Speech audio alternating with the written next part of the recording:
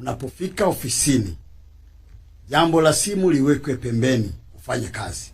Na bahati nzuri sasa hivi tunapozungumza, ndani ya utumishi wa umma tunao mfumo unaitwa PEPMIS, ambao PEPMIS una asesi wewe unapoingia ofisini unafanya nini asubuhi mpaka unaondoka jioni.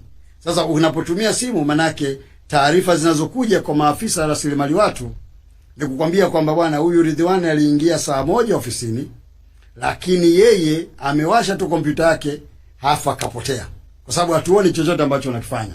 Na mifumo ofisini, ndugu zangu, nataka nikwambieni kama mifumo yetu ofisini wala sio jambo la siri.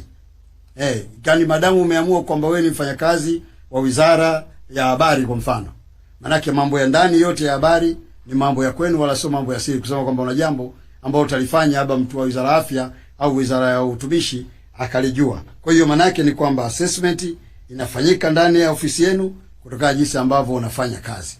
Kwa hiyo nataka niseme katika eneo hili, kwa wale watumishi wanaotumia simu makazini, nawapa tena angalizo, maana tulishaeleza kwamba ni marufuku kwa watumishi kutumia muda una chati na mambo ambayo hayapo katika utumishi wako wa umma.